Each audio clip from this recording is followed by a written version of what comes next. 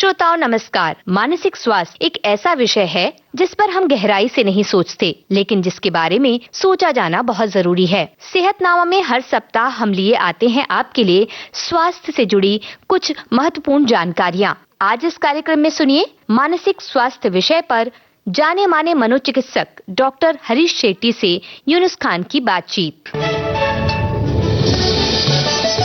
Doctor साहब, कुछ बातें हो रही थी और अब मुद्दा ये है कि ये जो बच्चे जब किशोर हो जाते हैं और उसके बाद जब उनके हार्मोनल बदलाव होते हैं, तब एक टकराव होता है बच्चों और माँ बाप के बीच, जहां बच्चे अपने माँ बाप की सुनना कम या बंद कर देते हैं, आइडेंटिटी एस्टेब्लिश करते हैं। यस, आइडेंटिटी एस्टेब्लिश करते हैं। दूसरी एक चीज, अपने पोटेंशियल का पूरा इस्तेमाल न कर पाना या पढ़ाई में बहुत ज्यादा फोकस न करना और किसी और चीज में ज्यादा फोकस करना। तमाम बच्चों के साथ ये प्रॉब्लम है, ऑलमोस्ट 100%। बिल्कुल। तो जाहिर है कि बहुत सारे माँ बाप हमारे श्रोताओं में ऐसे होंगे जो इस समस्या से जूझ रहे हैं। तो इसका उपाय बताइए। टीनेज बच्चों की बगावत है और इसके अलावा उनका अपने ट्रैक से हट जाना है, उसे कैसे संभाला जाए? देखो, 7वीं कक्षा के मम्मी आके कहती है, पिता भी आके कहते हैं, मुझे सब बता रहा था, हर एक पल में क्या होता था ये बता रहा था, पर अभी बंद कर दिया।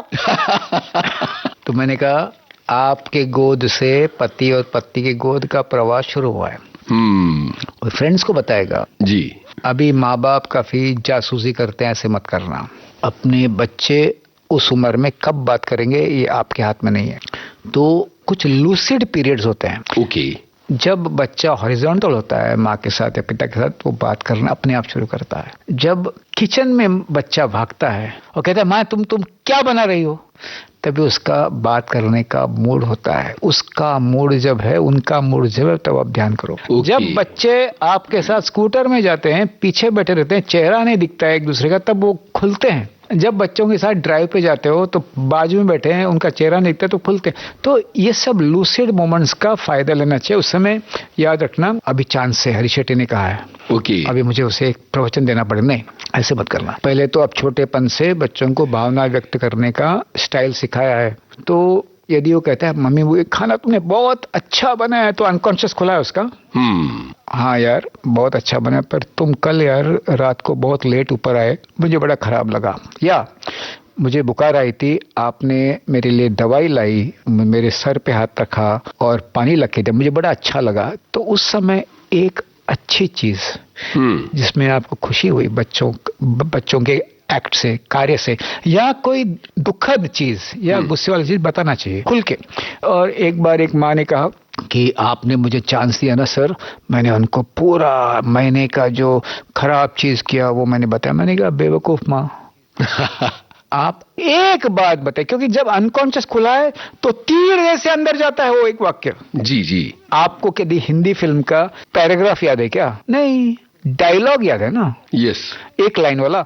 वैसे ही अनकॉन्शियस खुला तो एक लाइन बताइए। रात को जब सोते हैं तब बच्चा कहता है, मम्मी मुझे आपको कुछ कहना है, मुझे वो हमारी क्लास में वो है ना, वो बहुत अच्छी है, अच्छा है, हाथ का तपेला गिरा देती है माँ। कुछ माँ ऐसे भी कहती है, अच्छा मुझे नाम बताओ, मेरी भी जिंदगी में ऐसा है। ये सब मत बताइए, तपेले हाथ में रखिए, कान खुला रखिए, चोंच बंद रखिए और सुनते जाए। जो माँ बाप बच्चों के सुनते हैं और जो माँ बाप खुद के बैड न्यूज़ आपस में शेयर करते हैं, तब बच्चे भी अपना बैड न्यूज़ खुलकर शेयर करते हैं। तब एक्सीडेंट होता है पर भूकंप नहीं होता है। यदि माँ ने कहा, आज मेरे ऑफिस में यार बॉस ने बहुत तकलीफ दिया, या आज मेरे ऑफिस में बहुत अच्छा हुआ, मैंने ये प्रोजेक्ट पे ये काम किया, लोगों ने सबने मेरी बहुत प्रशंसा की, आज मुझे बड़ा मत्सर हुआ बेटा, मेरा नहीं हुआ प्रमोशन, उसका हुआ। जब बच्चे माँ बाप बैड न्यूज़ शेयर करते हैं एक दूसरे से, बच्चे भी कहते हैं, माँ आज मेरे क्लास में सच्ची बोलूं मैं होमवर्क नहीं किया था, मैंने झूठ कहा। तो जब बच्चे बैड न्यूज़ शेयर करते हैं, मेरा ब्रेकअप हो गया, मुझे मार्क्स कम मिले, मुझे कुछ याद नहीं आया, इसका मतलब है आपकी फैमिली अच्छी चल रही है, बच्चे अच्छे पल रहे, और बच्चों ने आपके सामने बैड न्यूज़ सामने रखा, इसका मतलब है सॉल्यूशन ढूंढ रहे हैं करुणा से, प्यार से और लॉजिक से। तो इस उम्र में lucid moment sharing bad news early, और तीसरी बात जॉय ऑफ गिविंग। जो बच्चा सेवा करता है वो कनेक्टेड रहता है। और हार्वर्ड ने क्या कहा पता है? अभी देखिए सभी श्रोता इंप्रेस हो गए, मैं हार्वर्ड जानता हूँ। हार्वर्ड ने एक बहुत बड़ा रिसर्च किया यूनुस भाई, 700+ लोगों का 75 इयर्स कंटिन्यूस ऑब्जर्व किया, जिसमें हैप्पीनेस उनको कैसे मिलता है जी, द रीजंस फॉर हैप्पीनेस। तो बच्चों में जो बच्चे घर में काम करते हैं वो बच्चे राउंडेड और हैप्पी बनते हैं।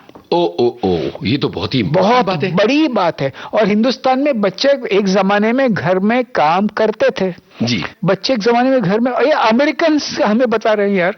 तो कितना भी बड़ा घर हो, कितने भी तुम्हारे नौकर हो यार, जब बच्चा ब्रेकफास्ट बनाता है या कभी कभी झाड़ू पोता भी करता है या वॉशिंग मशीन में सबके कपड़े वो धोता है, वो बच्चा राउंडेड बनता है, हैप्पी बनता है, बैलेंस बनता है।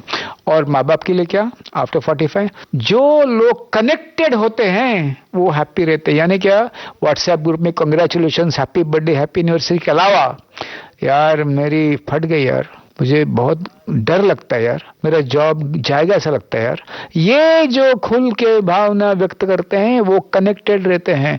इसीलिए being connected for parents and doing household work for children are the 2 most important things to remain happy. बहुत ही शानदार बातें आपने बताई डॉक्टर साहब। डॉक्टर साहब, यहाँ एक गाने की गुंजाइश निकालते हैं और उसके बाद फिर आगे की बातें करते हैं।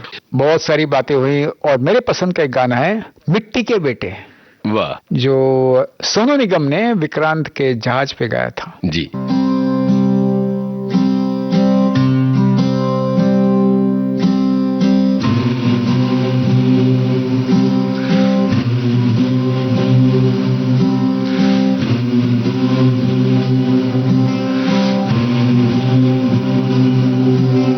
क्या मन मौजी बेफिक्रे थे, मौजी बेफिक्रे थे, मौत पे अपनी हंसते थे, दिल में वतन को रखने वाले सर पे कफन भी रखते थे। हम जो तिरंगा लहराएंगे हिचकी बन के याद आएंगे, वो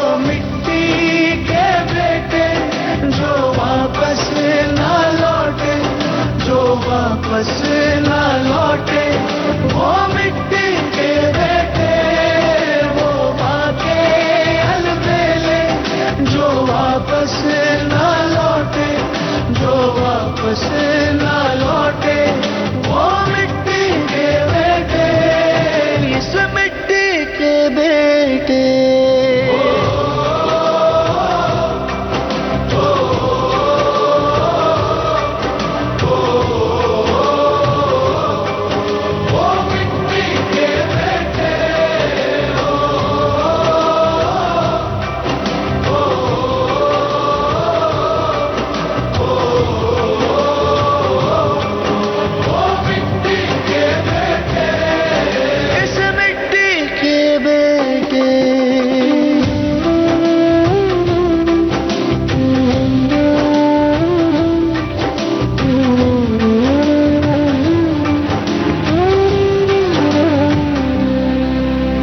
जिसके लिए सरदार हमारा झूल गया था फंदे पर, धूल नहीं लगने दी हमने उस बेदाग तिरंगे पर, उस बेदाग तिरंगे पर, उस बेदाग तिरंगे पर।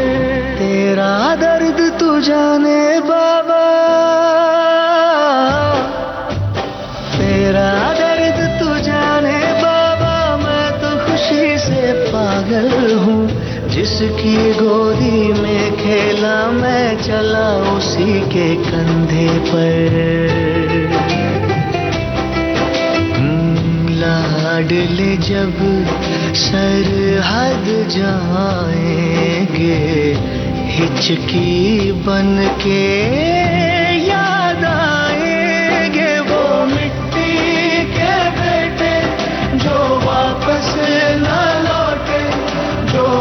वापस ना लौटे, वो मिट्टी के बेटे, वो बाके अलबेले, जो वापस ना लौटे, जो वापस ना लौटे, वो मिट्टी के बेटे, इस मिट्टी के बेटे।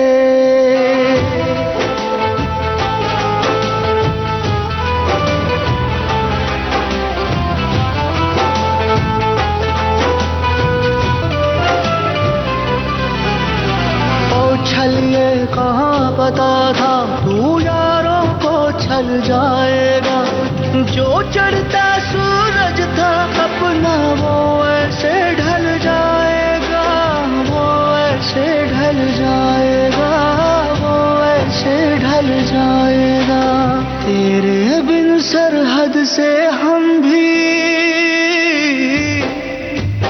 तेरे बिन सरहद से हम भी आधे अधूरे लौटेंगे, तेरी चिता में धीरे से कुछ अपना भी जल जाएगा।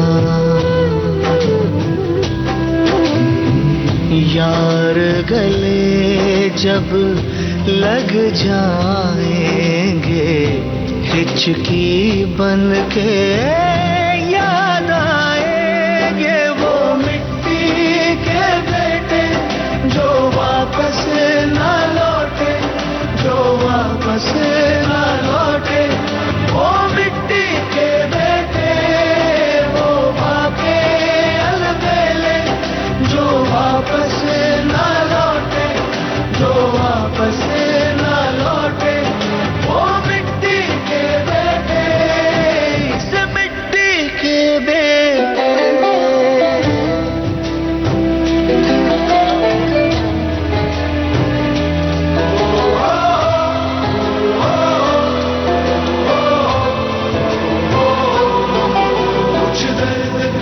सोते ही नहीं, वनवास खत्म होते ही नहीं, चौखट पे दिए जलते ही रहे, कुछ राम कभी लौटे ही नहीं, कुछ राम कभी लौटे ही नहीं, कुछ राम कभी लौटे ही नहीं। मेरे नाम का प्याला भर के हो,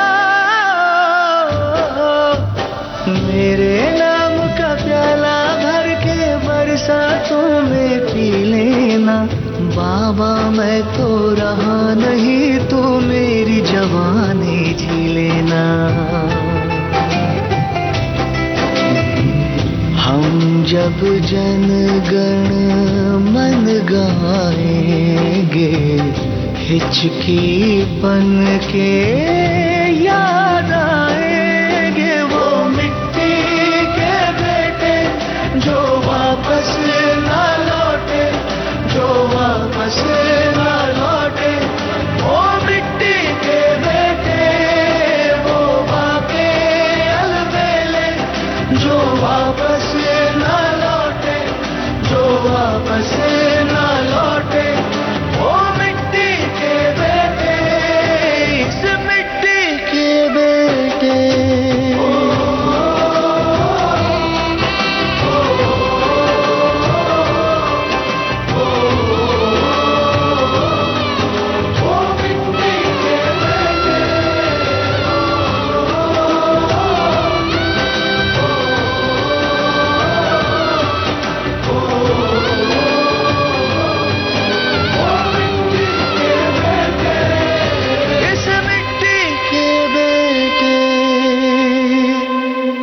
आज मैंने अखबार में एक न्यूज़ पढ़ी जो मुझे याद रह गई और अब आपके सामने बैठा हूं तो मुझे लगा कि इसका जिक्र करना चाहिए। भारत में किशोर और युवा बच्चों में मोटापा और जंक फूड की आदत बहुत तेजी से बढ़ रही है। ये आज की खबर है और आज ही हम आपके सामने बैठे हैं। तो बहुत सारे सर्कल के लोगों को मैंने ये कहते सुना है कि बच्चों में जंक फूड छूटता ही नहीं, ये लोग लगातार मोटे होते चले जाते हैं, हम तो तंग आ चुके हैं।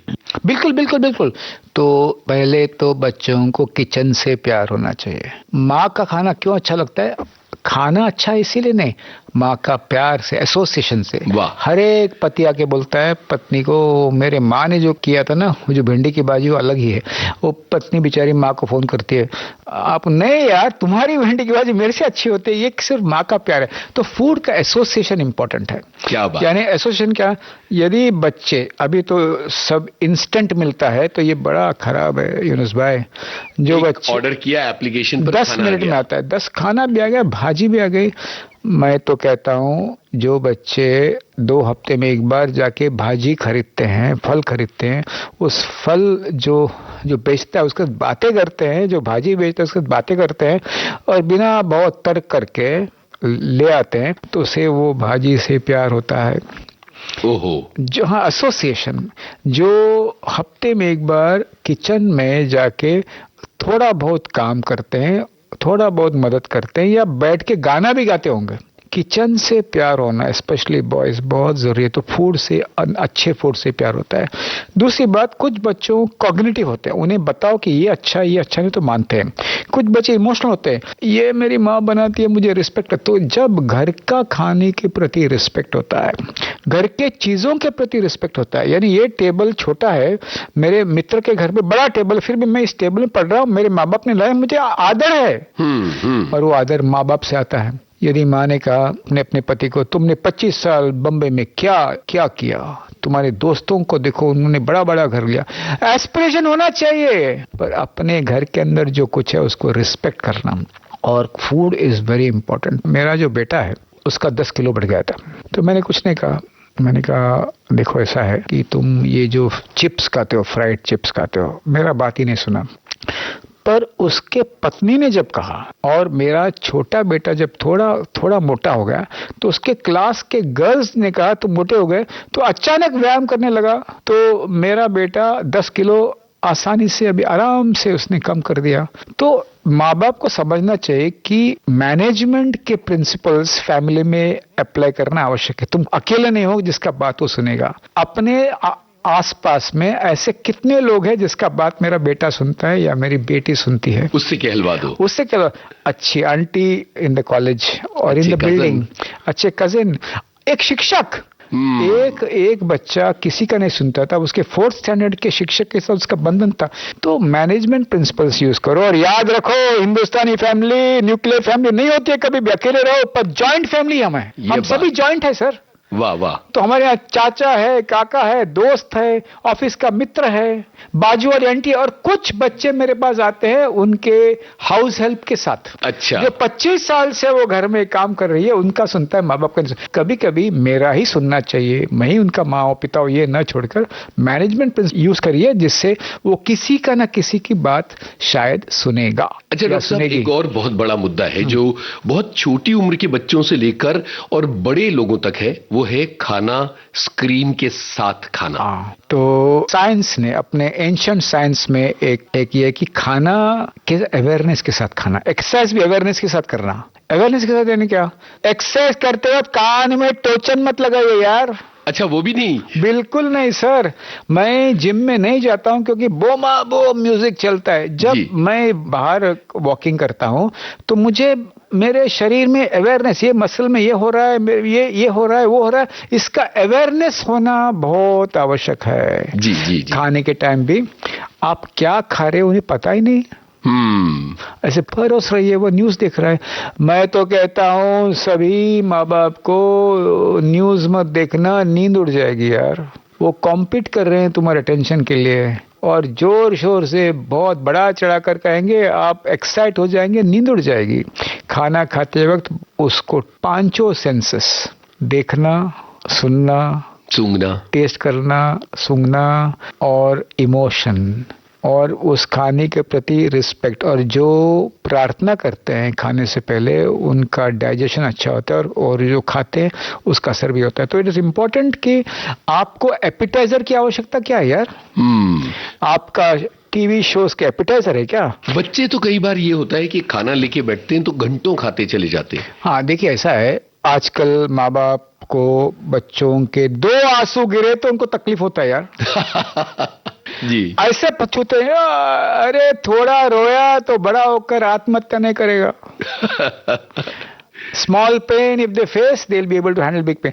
तो थोड़ा सख्ती करना आवश्यक है ना। नहीं, मेरे घर में, मेरा घर है, कुछ रूल्स है, मिनी गाइडलाइंस है, ओके। पर 3-4 रूल्स है यार। खाना खाते हुए टीवी नहीं रहेगा, बिल्कुल नहीं रहेगा, कोई भी हो टीवी पर नहीं रहेगा, नंबर 1। नंबर 2, हमारे घर में वृद्धों को नमस्कार करना, हाथ पैर जोड़ना आवश्यक है। मेरे घर में प्रार्थना ये कंपलसरी है। भगवान हैया ने, ये इंपॉर्टेंट नहीं है। प्रार्थना के समय आपका फोकस बढ़ता है, आप में एकाग्रता आता है और पढ़ाई में अच्छे होते। मुझे 12th में जब मैं था इंटर साइंस में, मेरे पिता ने कहा, बाजू वाले मंदिर में ना सुबह रोज जाओ।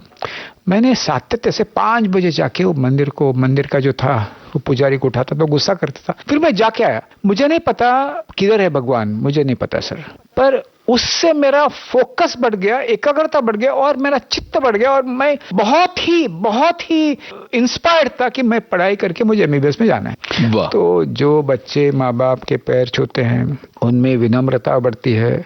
माँ बाप जब उन्हें उठाते हैं तो उनका संबंध बढ़ता है। जो बच्चे प्रार्थना करते हैं, जो भी कोई भी प्रार्थना आपका हो, उससे उनका एकाग्रता बढ़ता है, ग्राउंडेड होते हैं, रूटेड होते हैं। जो बच्चे माँ बाप को मदद करते हैं वो अच्छे पलते हैं। तो ये सब जो अपने जुने संस्कार को थोड़ा बहुत लाना आवश्यक है। हमने वेस्ट का खराब चीजों को एब्जॉर्ब किया, अच्छी चीजों को नहीं जी। तो ये जो बातें हैं हिंदुस्तान में, बहुत एंशिएंट बातें हैं, इसको बिल्कुल रखना ये बैकवर्ड नहीं है, ये फॉरवर्ड थिंकिंग का एक मिसाल है। जब कोई बड़ी असफलता आती है बच्चों के साथ, तो उसके बाद माँ बाप को बच्चों को कैसे हैंडल करना चाहिए? एक तो when the child is in distress, hug him a little stronger and a little longer.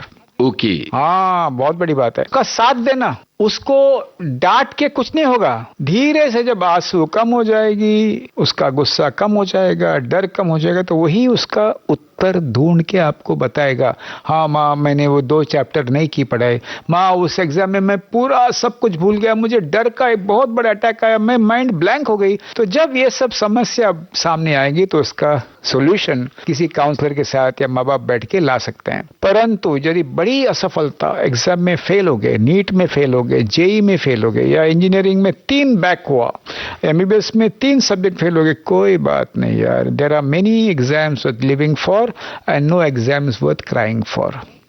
तो साथ में बैठना, जो माँ बाप ऐसे समय पर साथ में बैठते हैं, छुट्टी लेकर बैठते हैं, बातें करते हैं, घुमा के लेके आते हैं, और ऐसा नहीं कहते हैं कि तो फेल हुआ, मैं भी फेल हुआ तो उसमें क्या हो गया, ऐसा नहीं। ये जो हुआ अच्छा नहीं हुआ, मैं अपसेट हूँ, पर हम साथ में बैठकर इसका निष्कर्ष ढूंढेंगे, इसका उत्तर ढूंढेंगे। ये करना बहुत जरूरी है। Remember, family is a team. और यदि मैं ओवरवेल्म हो गया, यदि मैं पिता हूँ, समझो मैं बहुत उदास हो गया, मुझे पता ही नहीं मुझे क्या करना चाहिए, तो मदद मांगना। मैं फैमिलीज इन डिस्ट्रेस, मुझे डर लगता है, मदद मांगना। और मदद ऐसे लोगों से मांगना जो प्रवचन नहीं देंगे। कुछ माँ बाप ऐसे बच्चों को ले आते हैं जो आईआईटी के हैं, वो आके बड़ा लेक्चर दे, मैं यहाँ आईआईटी में कैसे गया पता है। ये लेक्चर वाले नहीं चाहिए। अपने बच्चों को हाथ थाम कर, उसकी बातें सुनकर, उसको बहुत ज्यादा एडवाइस न देकर, जब वो शांत हो जाएगा, बच्चा खुद एडवाइस मांगने का एक मूड में आएगा, तब उसे बताना। मुझे लगता है ये 2 बातें आपने किया तो अच्छा रहेगा। आपने तो पूरा कोशिश किया, मुझे विश्वास है। या आपने कुछ किया ही नहीं है, इस बार आपने बिल्कुल पढ़ाई नहीं किया, मुझे भी गुस्सा है, बट अभी आगे देखेंगे ना जी। सक्सेसफुल फैमिलीज आगे का बात करते हैं, अगला मूव अपना कैसा होना चाहिए। अनसक्सेसफुल फैमिलीज पीछे की कहानी, लंबी लंबी कहानी सुनाते हैं। 8th में भी तुमने ऐसा किया, 10th में मैंने तुमको बताया तुमने ऐसा किया। तो ये जो नेगेटिव जो बोलने की आदत है, लोगों को ये पता नहीं कि नेगेटिव बोलते तो बॉडी को पता नहीं होता है। Even as a joke if you say I am not good, brain registers and you go down. Even in a joke if you say you are not good, you don't look good, मैं अच्छा नहीं दिखता हूँ, मैं बुरी हूँ, I don't look handsome, ये brain register करते हैं। अपने आप को बोलना, मैं अभी एग्जाम्स में मेरा मार्क्स अच्छा नहीं था, आगे मैं ये अटेम्प्ट्स करूंगा, ये करूंगा कोशिश, इससे मिलूंगा, उससे मिलूंगा, और मेरी जो कुछ मिस्टेक्स है उसको सॉल्व करने का प्रयत्न करूंगा। तो ये बहुत ही जरूरी है। तो इसीलिए किल शेम एंड सीक हेल्प। यदि मुझे नहीं पता है मेरे बच्चे के साथ मुझे क्या क्या करना है, तो मैं किसी और का राह देखूंगा और किसी राय और का राय दूंगा जो रैशनल है और जो ऑब्जेक्टिव है। प्रवचनकार को मेरे घर पे अलाउड नहीं है। प्रवचन अलाउड नहीं है। डॉक्टर साहब, एक बहुत बड़ी समस्या समाज में व्याप्त है, अलग अलग उम्र के लोगों में। टीनेज में अलग तरह का डिप्रेशन है, यूथ में अलग तरह का है, मिडिल एज में अलग तरह का है, और वृद्ध लोगों का डिप्रेशन अलग तरह का है। अलग अलग है। जो हार्वर्ड का जो है जो रिसर्च युवा पीढ़ी में, उनको हैप्पीनेस वो कहते हैं पैसा और फेम। ओके। एल्डर एज में जो डिप्रेशन होता है वो मीनिंगलेसनेस। जीवन में अभी वानप्रस्थ आश्रम में हूँ, ऐसे शब्द आजकल कोई यूज नहीं करता है, पर अभी क्या है, मेरा बेटा तो अभी ऑस्ट्रेलिया में है, बेटी अभी चंडीगढ़ में, अभी क्या जीना। ये वाक्य को सीरियसली लेना चाहिए जी। ये वाक्य मीनिंगलेसनेस, जीवन में अर्थ नहीं है, इससे भी आ सकता है, या ब्रेन के केमिकल्स में कुछ बदलाव आया है। और वृद्ध लोग जब कहते हैं मुझे अच्छा नहीं लगता है, उनका बिल्कुल जांच करना, मेंटल हेल्थ स्क्रीनिंग करना बहुत आवश्यक है। हमारे यहाँ इस तरह की कोई अमूमन परंपरा नहीं है कि वृद्ध लोगों की इस तरह की जांच की जाए। नहीं, अभी अवेयरनेस बढ़ गया है। मैं सभी बच्चों को कहता हूँ जो अपने माँ बाप कम बोलते हैं या बहुत गुस्सा करते हैं, अपने माँ बाप बिल्कुल कम सोते हैं और कहते हैं अभी क्या जीना है, मैंने मेरा सब कुछ कर लिया, तब आप प्रवचन मत दो, आप मेंटल हेल्थ स्क्रीनिंग करो। जब माँ बाप को सर दुखता है तो आप डॉक्टर के पास ले जाते हैं, जब उनका शुगर बढ़ता है तो आप डॉक्टर के पास बिल्कुल ले जाते हैं। ऐसे समय पर आजकल स्क्रीनिंग पॉसिबल है, ऐसे स्क्रीनिंग इंस्ट्रूमेंट्स है जिसे पता चलता है स्ट्रेस है या डिस्ट्रेस है या डिप्रेशन है। इसका इलाज होना आवश्यक है वृद्धों का। युवकों का मेरा कहना है, अभी सुप्रीम कोर्ट ने कहा है हर एक स्टेट को कि सुसाइड प्रिवेंशन का काम ले। महाराष्ट्र का जो टीम में मैं भी हूँ, स्टेट ने जो अनाउंस किया उस टीम में, तो मैं कहता हूँ 8, 9, 10th के बच्चों का स्क्रीनिंग कंटिन्यूसली होना चाहिए, वेलनेस एक्टिविटीज होना चाहिए स्कूल में, और इलनेस का स्क्रीनिंग होना चाहिए। मैं जहाँ स्कूल में बहुत एक्टिवली इन्वॉल्व, वैसे मैं हफ्ते में एक बार एक स्कूल में होता हूँ पिछले 30 सालों से, तो मैं जहाँ स्कूल में हूँ, मैंने कहा अपने सेंटर को 8, 9, 10 के बच्चों को करो स्क्रीन। कितने बच्चे डिप्रेस थे, हमें पता चला और उनका इलाज भी स्टार्ट किया जी। और उसके साथ साथ मिडिल एज क्राइसिस जो होता है जी, मिडिल एज क्राइसिस अभी 40s में एक बहुत बड़ा क्राइसिस होता है, वो है सब जगह पॉलिटिक्स है जी। मेरा प्रमोशन रुक गया, वो देखो उसे, वो कहाँ पहुंच गया, 3 हॉस्पिटल का है मालिक जी। मैं उसे सिखाया MBBS में, अरे यार तुमने अपना ख्याल नहीं रखा, जब नए थे तब तुमने कहा पता है वो। यूनुस भाई ने कहा कि ये विविधवादी रूटीन है तो आपका आवाज में जोश जो है वो नहीं रहेगा ना सर जी जी। कुछ समय के बाद आफ्टर रूटीन है, कहते हैं यार काम तो चलता रहेगा, हम अपना मौज मजा करेंगे। बाहर मौज मजा करना, काम तो होता रहे, काम में जो जुनून थी वो मर जाती है। फिर 40 में क्या होता है, मैंने जिंदगी में क्या किया जी, उसे देखो इसे देखो, सिनिसिज्म, यानी सब जगह पॉलिटिक्स है, मैं अनलकी हूँ। ये बचाने के लिए अपने आप को बार बार उठाना जी, जागो सोने वालों, बार बार उठाना बहुत ही जरूरी है जी, बहुत ही जरूरी है। और इसीलिए be aware, are you falling down the staircase. मेरा sing smile swing and shine ये कायम कैसे रहेगा जी, इसकी पहले से यदि कहा तो 45 में ये जो है ना अवस्था सब जगह पलटने होगा। मैं किधर हूँ, मुझे आगे कहाँ जाना है, किस चीज से मुझे अच्छा लगता है, मेरे स्वभाव में, मेरे जो स्वभाव में मुझे क्या करना चाहिए, ये कांस्टेंट क्वेश्चनिंग होना चाहिए और अवेयरनेस ये होना आवश्यक है। और जो कहता है कि दुनिया खराब है, मुझे किसी ने रिकॉग्नाइज किया, वो भूल जाता है कि बादल सूरज को कुछ समय तक रोक सकती है, ज्यादा समय तक नहीं रुकता है, सूरज निकल जाता है फिर से जी। तो किसी का भी कोई शत्रु नहीं है, कोई पॉलिटिक्स नहीं है, तुम अच्छा काम करते जाओगे तो सफलता आती जाएगी। और तुम्हें रात में जब सोते हो तो आपको लगता है आज मैंने अच्छा काम किया, इससे ज्यादा बड़ी खुशी किसी बॉस का ताली या किसी का प्रेज की आवश्यकता नहीं है जी। डॉक्टर साहब, यहाँ एक गाने की गुंजाइश निकालते हैं और उसके बाद फिर आगे की बातें करते हैं, तो एक गाना सुनते हैं। यूनुस जी, शम्मी कपूर मेरे बहुत फेवरेट एक्टर थे। क्या बात है। तो उनका जो गाना है ना, बदन पे सितारों को, वाह वाह, ये गाना सुनते हैं जी।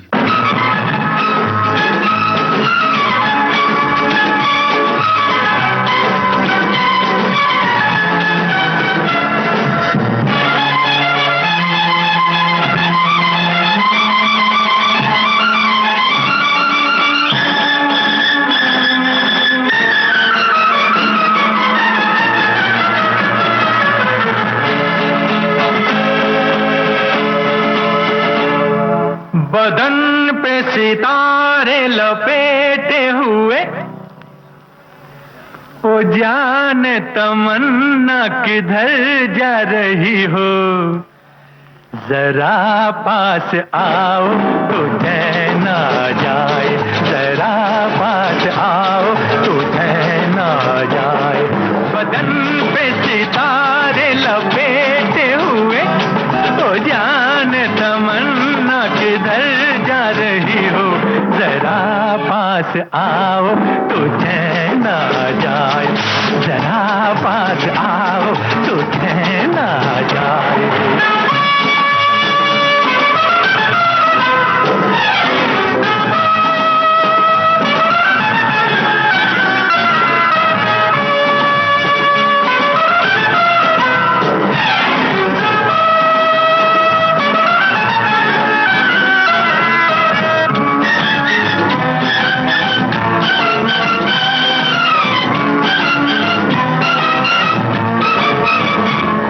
हमें जब न होंगे तो ऐ दिलरुबा, किसे देख कर हाय शर्माओगी, न देखोगी फिर तुम कभी आईना, हमारे बिना रोज घबराओगी।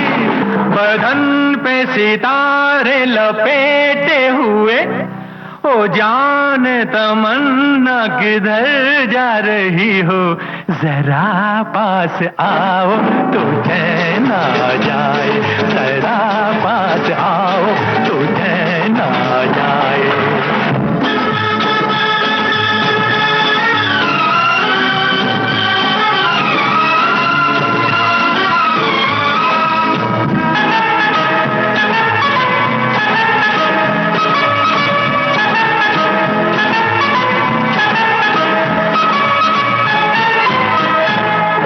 बनने संवरने का जब ही मजा, कोई देखने वाला आशिक तो नहीं, तो ये जलवे हैं बुझते दिए, कोई मिटने वाला एक आशिक तो।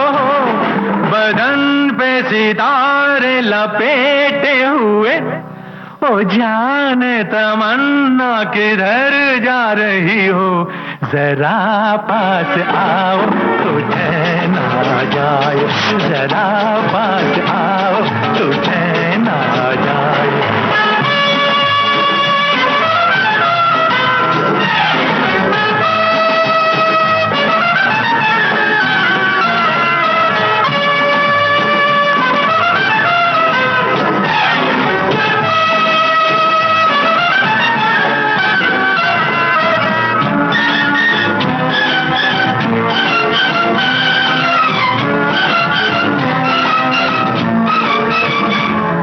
मोहब्बत की ये इंतहा हो गई कि मस्ती में तुमको खुदा कह गया, जमाना ये इंसाफ करता रहे, बुरा कह गया या भला कह गया। बदन में सितारे लपेटे हुए, ओ जाने तमन्ना किधर जा रही हो, जरा पास आओ तो चैन आ जाए, जरा पास आओ तो चैन आ जाए। बदन पे सितारे लपेटे हुए, ओ जाने तमन्ना किधर जा रही हो, जरा पास आओ तो चैन आ जाए, जरा पास आओ तो चैन आ जाए। डॉक्टर साहब, महिलाओं के डिप्रेशन पे खास तौर पे हम बात करना चाहते हैं। देखिए, आत्महत्या पुरुष ज्यादा करते हैं, डेथ होता है उनका, महिला अटेम्प्ट ज्यादा करते हैं, परंतु महिलाओं में हार्मोन्स हमारे से अलग और ज्यादा है। इसीलिए मैंने कहा गर्ल्स के साथ बातचीत, एवरी गर्ल को पिता माता पिता का बातचीत और सुनना बहुत आवश्यक है।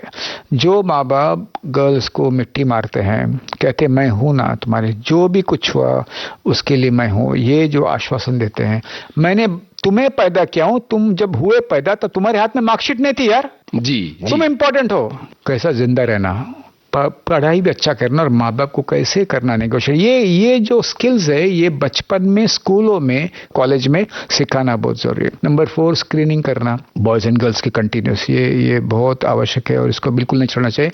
अभी बहुत सारी महिला आपस में स्ट्रेस में होते हैं, आजकल ऑफिस में स्ट्रेस बहुत होती है, आजकल 8 घंटा नहीं 12-12 घंटा काम माँ बाप करते हैं। तो ऐसे समय पर मेंटल हेल्थ पॉलिसी जो है ये इंस्टीट्यूट्स में नहीं है। जब भी किसी ने कहा कि मुझे डिप्रेशन है तो कैसे उसको ऑफिस से निकालना ये वो सोचते हैं, इसको नहीं देना प्रमोशन ये सोचते हैं। और महिलाओं को भी, और हमारे हिंदुस्तानी जो है ना महिला, उनकी एक आदत है ना, मैं तो उनको बार बार कहता हूँ अपने त्याग के घोड़े से उतर जाओ। क्या बात है। अपने जिंदगी की मोमबत्ती दोनों बाजू से मत जलाओ। वाह। एक आध दिन तुमने कहा कि मैं स्ट्राइक पे गया हूं, मुझे खाना बनाने का मूड नहीं है, क्या फर्क पड़ता है यार। जी। मुझे सभी प्रशंसा करते हैं, मेरे पति, मेरे सास, मेरे ससुर, मेरे माँ। ऐसी बेटी किसी को भी नहीं मिलना चाहिए, सभी को मिलना चाहिए। ऐसे बहू किसी को भी नहीं मिलेगा, मुझे मिला, बहुत अच्छा है। सभी ने प्रशंसा किया तो आप में कुछ गड़बड़ है यार। जी। आप खुद का ख्याल नहीं रखते हो। तो मैं तो बार बार ऐसे कहता हूं, एकदम साफ सुथरा घर बहुत डेंजरस है। थोड़ा कचरा रहा है सो घर बिल्कुल नॉर्मल है।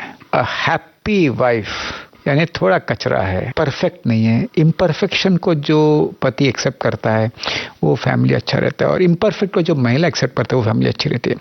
परंतु बिकॉज ऑफ हार्मोनल थिंग्स उदासीनता बढ़ सकती है, उसके चिन्ह जो है वो आइडेंटिफाई करना चाहिए। बहुत गुस्सा आना, मैं अपने आप को मारूं या किसी और को मारो, इमीडिएटली राय लेकर इलाज करना चाहिए।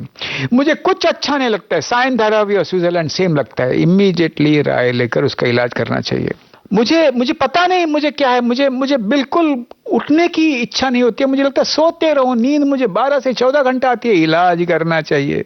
मुझे भूख ही नहीं लगता है, मुझे लगता है मेरे वजह से मेरा पति का नहीं हुआ कोई उन्नति या प्रमोशन या बिजनेस में फेल हुए, क्योंकि मेरे वजह से गिल्ट बढ़ गया, इसका मतलब डिप्रेशन का कारण। तो ऐसे समय पर इलाज करना बहुत आवश्यक। और देखिए, मैं तो सरकार को भी कहा हूं मेंटल हेल्थ पॉलिसी होना चाहिए, और स्क्रीनिंग, नुक्कड़ में भी स्क्रीनिंग होना चाहिए। हम काफी कम्युनिटीज में करते हैं स्क्रीनिंग। जी। जाके मेंटल हेल्थ स्क्रीनिंग कैसे करना, स्टॉल लगाना, फुग्गा, वो गाना वीना चालू रखे, लोग आते हैं और उनकी कॉन्फिडेंशियलिटी को नहीं ब्रेक करके उनको असेस करते हैं। 5 मिनट में हो जाता है। और मुझे लगता है कि उसे स्ट्रेस है तो सिंपल इलाज बताते हैं, यदि डिप्रेशन है तो इनके पास जाओ, उनके पास जाओ, इलाज करो। क्योंकि आज मेंटल हेल्थ एपिडेमिक हिंदुस्तान में बहुत ज्यादा है, और ग्लोबलाइजेशन की वजह से, भागदौड़ की वजह से, डिस्कनेक्शन की वजह से ब्रेन का ऑर्केस्ट्रा बिगड़ गया है और पूरा माइंड बॉडी कनेक्ट खत्म हुआ है। उस समय 2 चीज हिंदुस्तान में जो है उसका हमें यूज करना चाहिए। 2 महर्षि, पतंजलि महर्षि ने योग दिया है और भगवान बुद्ध ने विपश्यना दिया है। जी। या कोई भी तरह का मेडिटेशन, प्राणायाम करेंगे तो माइंड और बॉडी का कनेक्शन बढ़ता है और बॉडी का नेचर के साथ सिंक्रनी बढ़ती है। तो 15 मिनट कम से कम प्राणायाम करते हैं तो वो लोग खुश रहते हैं, जो नींद को संभालते हैं खुश रहते हैं। YES yoga, exercise and sleep, इससे इस तनाव को हम फेस कर सकते हैं। क्या बात है। डॉक्टर साहब, जब हम अपनी वर्क लाइफ की तरफ बढ़ते हैं तो हम किसी भी प्रोफेशन में हों, एक स्थिति ऐसी आती है जब डिससैटिस्फैक्शन, असंतुष्टि बढ़ती है, एक दूसरे से तुलना बढ़ती है, और कहीं ना कहीं अलग अलग जॉब्स छोड़ के और बेटर की तलाश में बढ़ते, या जो लोग इंडिपेंडेंट काम करते हैं, जो लोग फ्रीलांस काम करते हैं, कई बार काम है, कई बार काम नहीं है, कई बार कम अच्छा काम है, कई बार अच्छा काम है, कई बार बहुत खाली से दिन जा रहे हैं। वो जो एक तो इनर्शिया, कुछ ना करने की अवस्था, और ये कि बस पड़े रहना है, और दूसरा सिवियर डिप्रेशन और कंपैरिजन। इस पूरी परिस्थिति के बारे में बताइए कि इससे कैसे निपटा जाए। विराट कोहली ने कहा, मैं रोज बेहतर बनने का कोशिश करता हूं। जी। और आपने उनका ग्रोथ यदि आपने देखा तो started to be very ordinary, then he failed in England, पर उन्होंने जो किया और ये जो वाक्य उन्होंने कहा, विच ही हैज लिव्ड, बिल्कुल, मैं रोज बेहतर बनने की कोशिश करता हूँ। जो लोग रोज बेहतर बनने का कोशिश करते हैं और पैकेज के प्रति बहुत ज़्यादा ध्यान नहीं देते हैं और अपना स्किल सेट को बढ़ाते जाते हैं, उनका असंतुष्टि होने की संभावना कम है। दूसरी बात, आप कॉम्पिटिटिव हो या अचीवमेंट ओरिएंटेड हो, मुझे इसको हराना है, I want to defeat him. उसका 5 करोड़ का बिजनेस है, मुझे अभी 6 करोड़ करना है। आप कंटिन्यूसली अचीवमेंट ओरिएंटेड रहे और इधर उधर न देखे तो फ्रस्ट्रेशन कम आता है।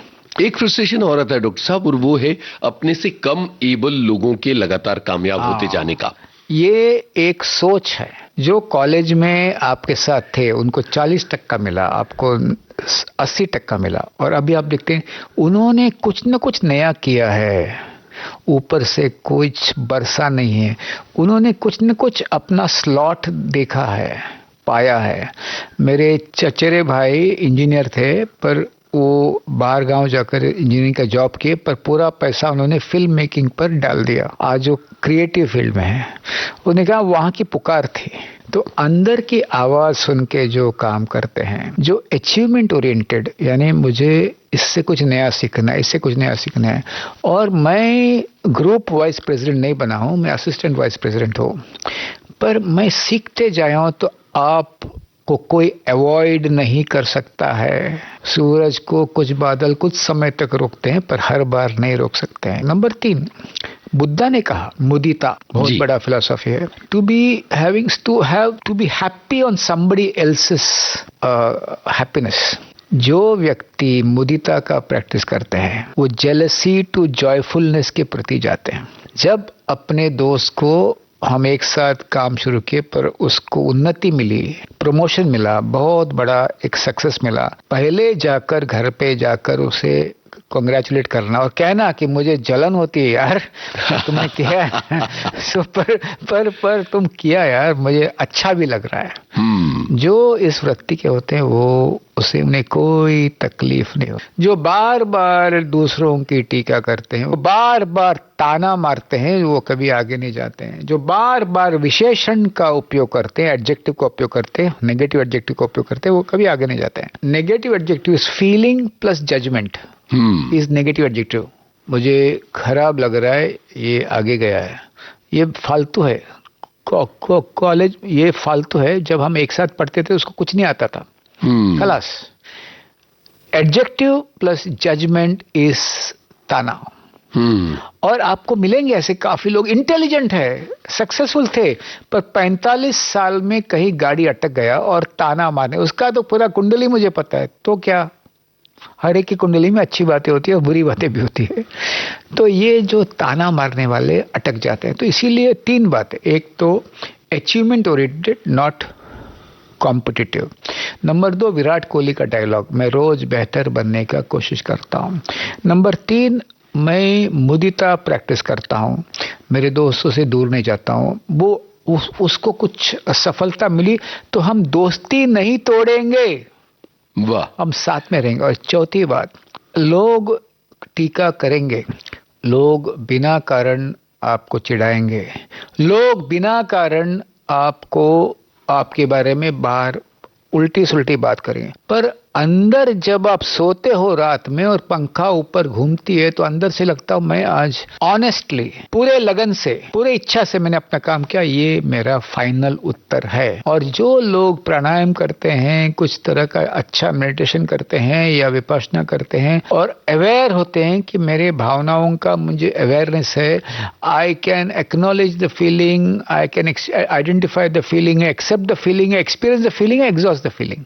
वाह, जलन निकल गया, द्वेष निकल गया, गुस्सा निकल गया, और फिर से मैं तैयार होता हूं फिर से युद्ध में उतरने के लिए। तो ये अवेयरनेस जो है ये बहुत डिफिकल्ट बात है, क्योंकि अवेयरनेस कोई नहीं सिखाता है। लोग सिर्फ मैथ, साइंस, इंजीनियरिंग, मेडिसिन सिखाते हैं। बचपन से इमोशनल अवेयरनेस, थॉट के अवेयरनेस जापान के स्कूलों में सिखाते हैं। अपने पर्यावरण पे रिस्पेक्ट, दोस्तों का आदर, और सब साथ में आगे जाएंगे। ये जो विचार करते हैं वो आगे जाते हैं। हाँ, लोग मुझे बहुत बार कहते हैं पोडियम में फर्स्ट एक ही होता है। ठीक है यार, पोडियम फिनिश हर बार नहीं हो सकता है, पर आप अपने एफर्ट को अपने स्टॉप नहीं किया, आप दूसरों से आप नहीं सीखे, आप अपने कोर जो काम का जो इच्छा है, अंदर की आवाज है, उसका आपने बिल्कुल नहीं सुना। आप जॉब करते रहे क्योंकि आपको मिलता है पैसा और आपके फ्यूचर सिक्योर हो। फ्यूचर सिक्योरिटी के बारे में जो बहुत विचार करते हैं वो खुश नहीं होते। आज का दिन मैंने ये सीखा, आज का दिन मुझे इसने अच्छा कुछ कहा, आज का दिन मेरा दिन अच्छा नहीं गया, इसका जो अवेयरनेस रखते हैं वो धीरे धीरे धीरे धीरे कंटिन्यूअसली कंसिस्टेंटली आगे बढ़ते हैं। तो इसीलिए सबसे बड़ी बात, जेलसी टू जॉयफुलनेस, एनर्जी बढ़ता है। क्या बात है। और भगवान बुद्ध जी का मुदिता को याद रखना बहुत जरूरी है। जी डॉक्टर साहब, एक और समस्या जिसका जिक्र मैं करना चाहूंगा और वो है इनर्शिया। कुछ लोग हैं जो अपने जीवन में बैठ जाते हैं, वो सोचते हैं कि वो बड़ी बड़ी लिस्ट बनाते हैं कि हम कल से काम शुरू करेंगे या अगले सोमवार से तो पक्का शुरू करेंगे, और फिर कई साल बीतते चले जाते हैं। हाँ, अब इनर्शिया का बहुत सारा कारण है।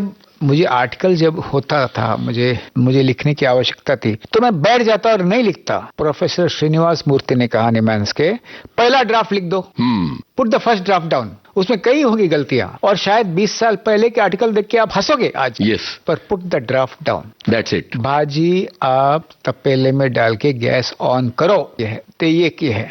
दूसरी बात है, कुछ लोगों को परफेक्ट काम करना है, स्टार्ट ही नहीं कर पाते हैं, बिल्कुल परफेक्ट होना चाहिए, तो मैं स्टार्टिंग में डर जाता हूं। नंबर 3, कुछ लोगों को अटेंशन डेफिसिट होता है, एकाग्रता कम होता है और हाइपर एक्टिव होते हैं, वो चंकर्स होते हैं। यानी 5 तरह के लोग होते हैं सर। एक तो रोज काम करने वाला जी, वो बड़ा बदमाश होता है, सभी माताएं उसको दिख के बोलता है देखो उसके तरफ बनो। बच्चे कहते हैं माँ कोक में फर्क होता है, मैं आपका बेटा हूँ, उसकी माँ का बेटा नहीं हूँ। दूसरे चंकर्स होते हैं, 4 दिन लिखते हैं, 4 दिन सो जाते हैं, फिर लिखते हैं, फिर एंडिंग में वो पहुंच जाते हैं, फिल्म हो जाती है खत्म। नंबर 3, जब तक डेडलाइन नहीं आता है, प्रोड्यूसर का फोन नहीं होता है कि तुमने तुम्हारा रील नहीं भेजा है या तुमने तुम्हारा नहीं भेजा, ड्राफ्ट नहीं भेजा, तब तक वो नहीं उठते हैं। जब तक बंदूक रखने के अलावा डेडलाइन का डेट जब तक नहीं आते तब तक वो रात भर बैठ के काम करते हैं। और कुछ लोग कुछ न करे तो काम नहीं करते हैं।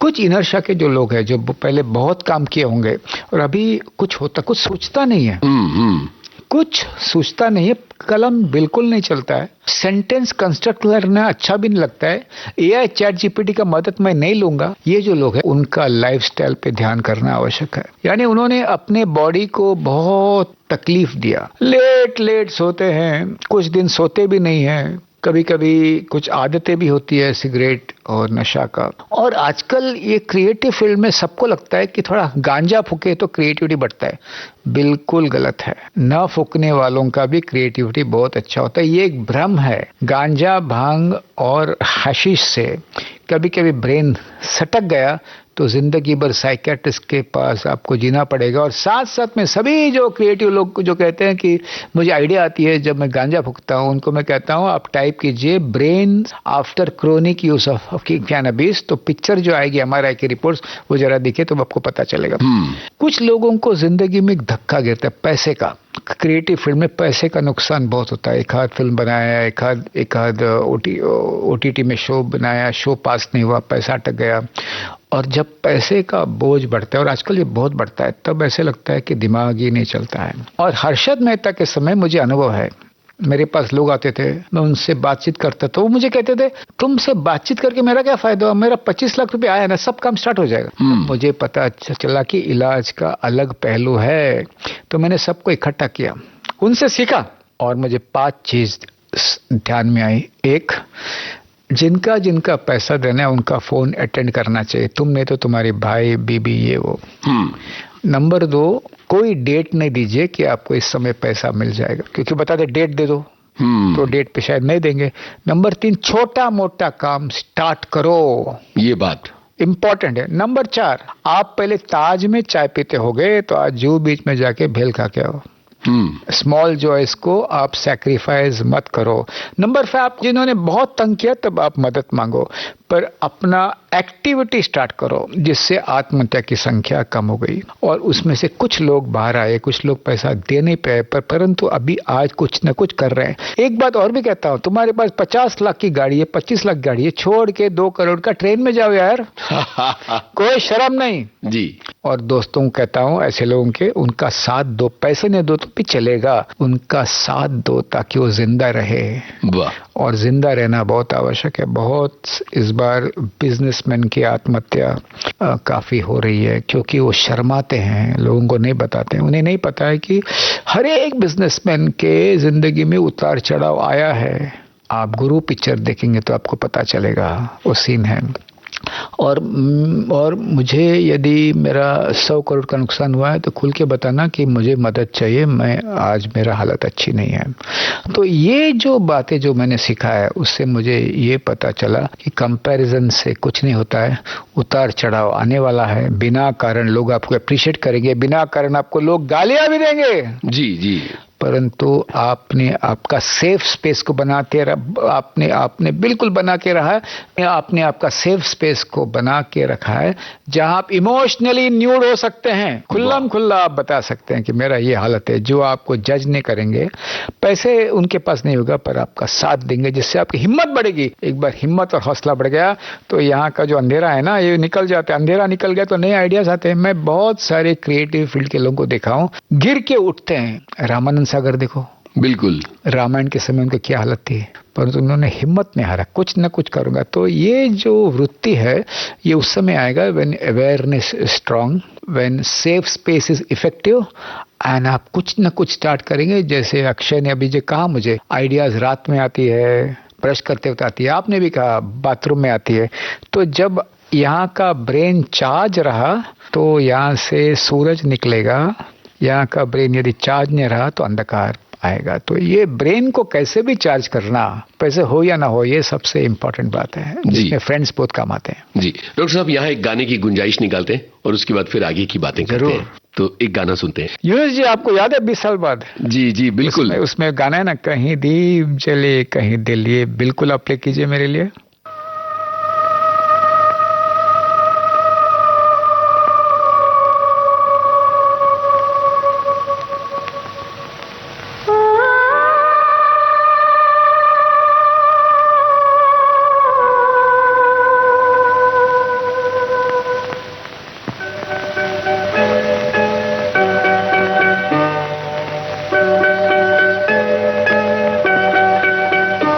कहीं दीप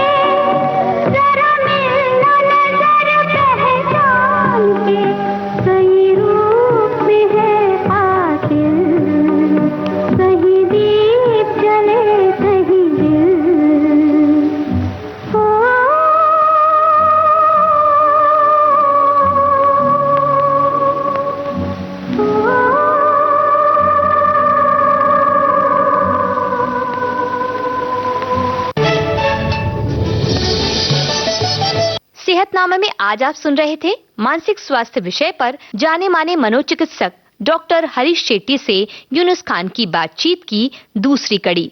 इस बातचीत की तीसरी और अंतिम कड़ी लेकर हाजिर होंगे अगले सप्ताह सेहतनामा में। कार्यक्रम में संपादन योगिता जाधव का, प्रस्तुतकर्ता तेजश्री कांबले। अब दीजिए इजाजत।